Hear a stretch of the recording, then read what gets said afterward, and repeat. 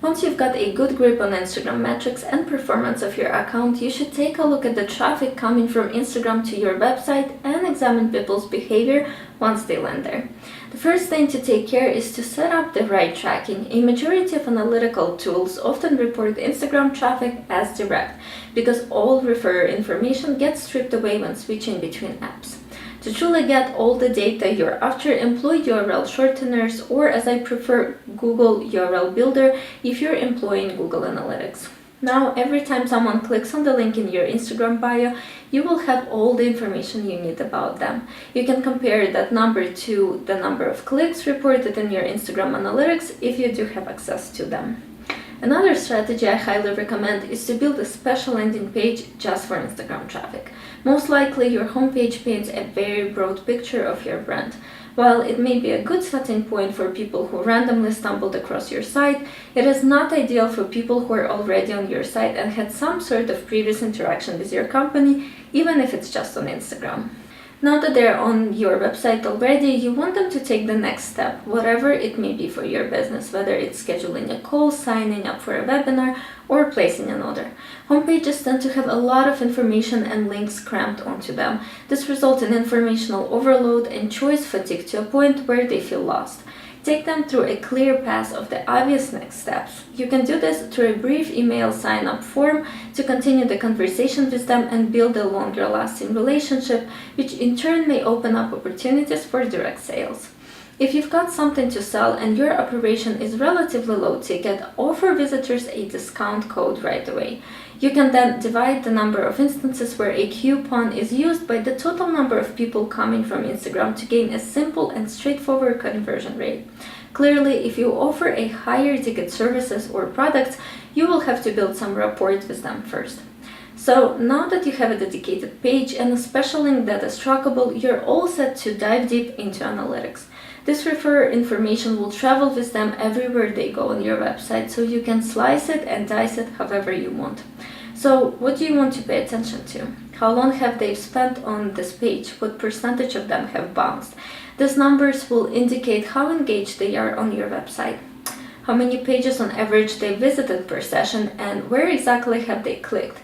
This will give you a good indication of what they're interested in and looking for. Finally, you can see how many people with Instagram as a referrer purchase something on your site and even know how much they've spent. This is the best metric to justify Instagram as an effective business tool.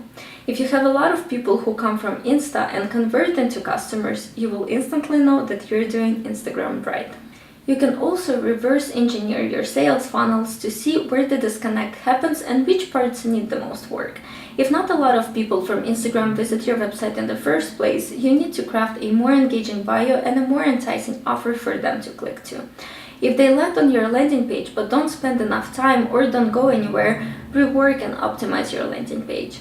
Finally, if they spend time on the page and wander around your website without converting, then you need to polish your sales message to them or simplify the sales funnel and make it shorter with fewer steps.